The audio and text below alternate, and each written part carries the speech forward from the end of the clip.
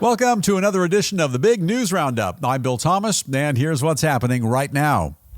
New theories abound regarding the true nature of the alleged spray attack on Ilhan Omar, with many critics now accusing her of actually staging the event in a desperate bid for sympathy and attention. Newsflash, it didn't work. Following his dismal failures in Minnesota, deflated Governor Tim Walz tucks his tail between his legs and vows he'll never run for another political office as long as he lives. And an outraged medical watchdog group points the finger at a Virginia university after they fire a nurse for releasing a series of videos instructing people how to attack ICE agents with drugs. Also, calls are growing louder to add President Trump's image to a legendary American monument, and a Hollywood megastar makes streaming history when his long-awaited comedy sequel becomes the most popular live-action hit of 2025. All this and a bunch more is coming up right now on the Big Roundup. We have a great deal to get to today, and we begin with this. Right now, a large number of conservatives are flooding the airwaves with allegations that Democratic Representative Ilhan Omar personally concocted and staged the shocking liquid spray attack which took place at her recent town hall. Among their theories that Omar herself actually orchestrated a fake assault by choreographing the entire incident with the 55-year-old man who rushed the stage before using a loaded syringe to douse her with a foul-smelling brown liquid.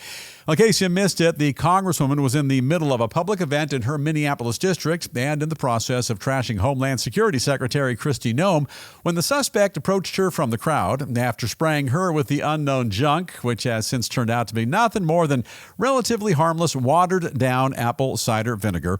He was then quickly tackled, arrested by law enforcement, and has since been hit with a number of federal charges, including assault, as you can imagine.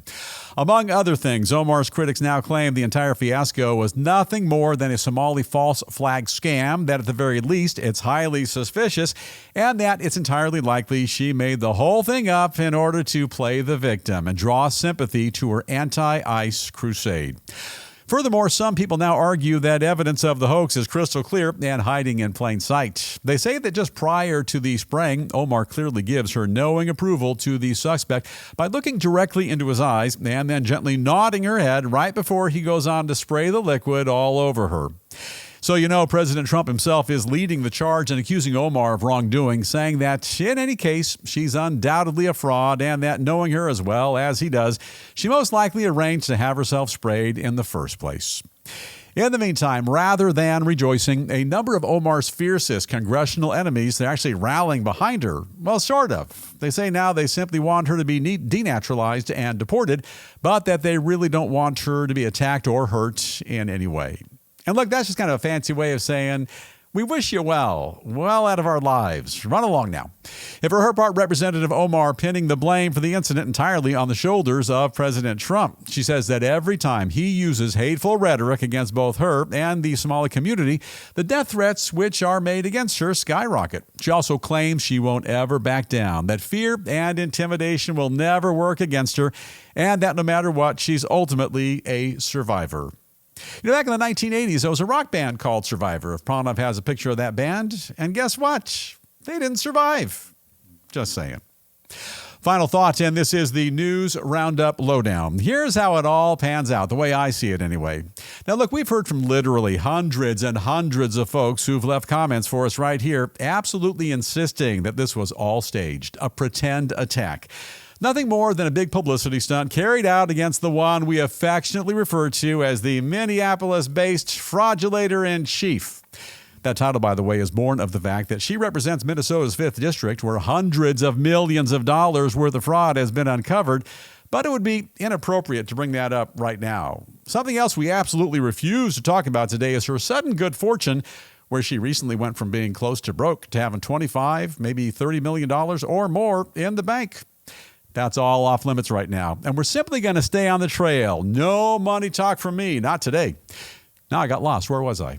Oh, yeah, that earth-shattering violent attack where an ounce or two of apple cider vinegar, which they say has a bunch of health benefits, by the way, that was poured on Moneybags Omar. Now, if that doesn't count as an attack, I don't know what does. You know, that jug could have made contact with her shirt and maybe even left an ugly stain. The humanity. Hey, man, dry cleaning, it ain't cheap, and should be the one on the hook for the cleaning bill. And she ain't rich. Oh, yeah, I forgot about that.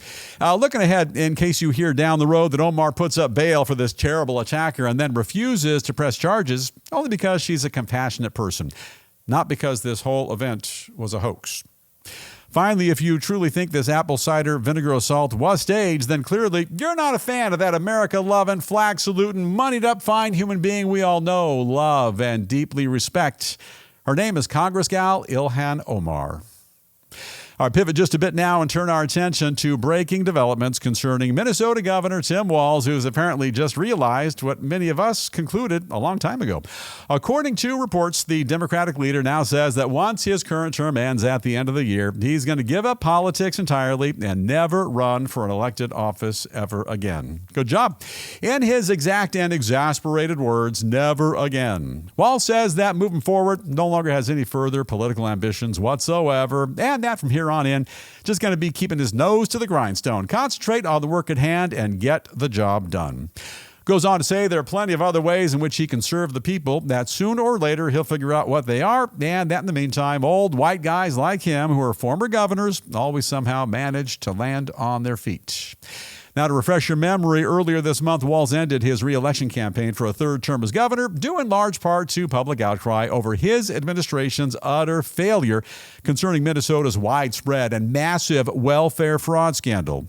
At that time, he pledged to spend the rest of his tenure trying to fix the mess, which he himself allowed to happen. Happened on your watch, brother. Meanwhile, with nothing much left to lose, the governor is now apparently willing to spill the beans and share what's really kicking around in that bald noggin of his. Now outrageously claims that if he were ever to hold another political debate with Vice President J.D. Vance, he would drop his previous cordial tone entirely and easily beat the vice president to a pulp by pointing out all of the Trump administration's failures and lies. Who's this guy kidding? This guy couldn't beat an egg. Our final thought, here's the way we see it. We call this one the News Roundup Lowdown. Well, America, I hope you're happy now. Minnesota's disgraced governor says he'll never run for anything again, and he's sure gonna be missed by somebody, I suppose. Here's a guy whose state is being closely scrutinized for billions and billions of dollars worth of fraud, and now that he's made it perfectly clear he won't run for a third term as Minnesota's governor, kind of feels like the fraud train is running out of steam. That he claims he left the race with no regrets indicates to me that he's horribly irresponsible, delusional, and more important, I would say narcissistic. Hey, just a refresher, Walzy Cakes oversees a state riddled with enormous fraud, crime, illegal immigration, and more, and that has no regrets is kind of, I guess, regretful. How else can you say it? There's also this. You may recall that the Timmer was very carefully vetted by Kamala Harris and her camp to be her running mate in the last presidential election, and they both failed miserably. Finally, Wacky Walz makes the absurd claim that he could now somehow beat Vice President J.D. Vance in a debate, future President J.D. Vance. Hey, Mr. Walz, respectfully, you couldn't win a debate against a 9-year-old blindfolded schoolgirl. And clearly, J.D. Vance is way out of your league, as he proved last time you debated him, and you made a complete fool of yourself. Kind of like you're still doing to this very day. All right, change things up just a bit and shift our spotlight to Virginia, where an angry medical watchdog group is now blaming the policies of a large state university, all for prioritizing the training of radical anti-ICE activists over the preparation of desperately needed doctors and nurses. According to the group, Virginia Commonwealth University was recently forced to fire one of their nurses after she released a series of inflammatory videos in which she outlined a number of harmful sabotage tactics to use against ICE agents. Kind of despicable. In one of the videos, the nurse urges medical providers to grab as many syringes as they can, fill them with a certain type of paralyzing anesthetic, and then use those makeshift weapons as a safe way to fight ICE, that is. Not exactly safe either. In another video, she actually encourages her followers to mix poison ivy with water and then use the concoction as a spray to both resist and infect federal officers, adding that it's much more effective when you aim for the face. This is like a bad horror film. Additionally, before losing her gig, the nurse also released a third video in which she pleads with single women to use dating apps to pick up ICE agents before spiking their drinks with a laxative in order to temporarily put them out of commission.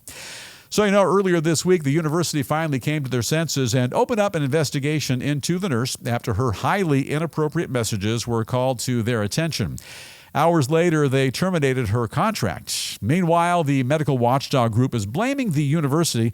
That's for allowing the problem to develop in the first place. They say that by permitting radical politics to infiltrate and shape their curriculum, they eventually wind up training those kinds of harmful activists instead of skilled medical professionals, and that firing this antagonistic nurse is the very least they can do. Final thoughts, and this is the News Roundup Lowdown. Now look, I'm no lionologist, but here's the way I see it. And hey, editor Pranav the Magnificent, show us a picture of a cat here if you would please. No, that's a house cat, a big cat, like a lion, like that, much better. If you take a late-night stroll into that guy's cage, the lion's cage, out of perhaps fear, maybe confusion, it might just go on the attack. It might take a bite or two out of you and most likely cause some pretty serious harm. Democrats, like lions, also have a tendency to attack what they're unfamiliar with. But here's the difference. The lion doesn't inherently hate you, but it might try to harm or even kill you, in large part because it's frightened or somehow confused. Democrats oftentimes are also frightened and confused by what they don't understand. And because many of them lack the ability to have an intelligent dialogue, and because they're perpetually outsmarted and outmaneuvered, their only defense is to go on the attack. It's an actual nurse who just might be a Democrat who has violated her oath by advocating doing physical harm to federal law enforcement agents by attacking them for simply doing their job. So, just like physicians who take the Hippocratic Oath, nurses do something similar, and they take the Nightingale Pledge. In part, nurses pledge to, quote, pass my life in purity and to practice my profession faithfully. And that oath goes on to say, I will abstain from whatever is deleterious and mischievous and will not take or knowingly administer any harmful drug.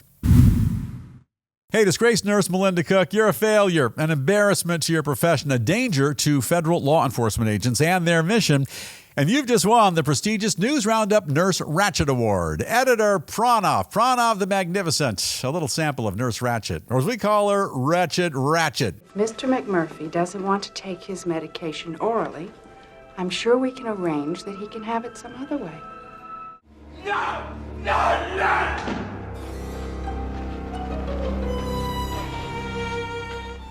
We'll switch things up now and take a look at a disturbing new report which claims that for decades, a staggering number of wealthy people from China have been intentionally weaponizing a practice known as birth tourism in order to secure U.S. citizenship, and that's for their newborn children. The report says that in the last 15 years alone, millions of well-off Chinese parents have deliberately traveled to American territory shortly before their baby's due date, and all in order to take advantage of our country's lax birthright citizenship policies, and that as a result, there are now up to 1.5 million relatively young Chinese Americans somewhere on the planet.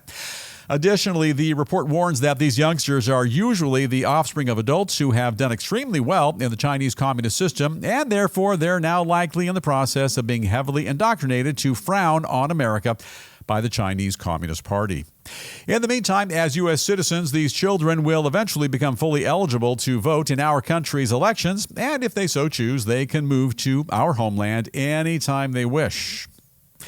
Now, a few additional headlines we're keeping a very close watch on here in the News Roundup newsroom. And first up, just hours after President Trump issued a stern warning to Iran, the Islamic Republic now says their armed forces are waiting with their fingers on the trigger to powerfully respond to any American military attack against their nation. This will not pan out well for Iran.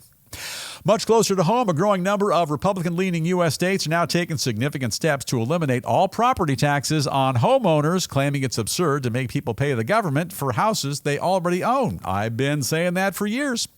And in America's heartland, a burgeoning movement underway to add President Trump's smiling mug to the legendary quartet already enshrined on Mount Rushmore, with one Iowa State Republican saying that 47, he deserves to be etched permanently into our nation's history books because he's currently fighting a battle to save our entire republic. I'll sign off on that. I like that idea.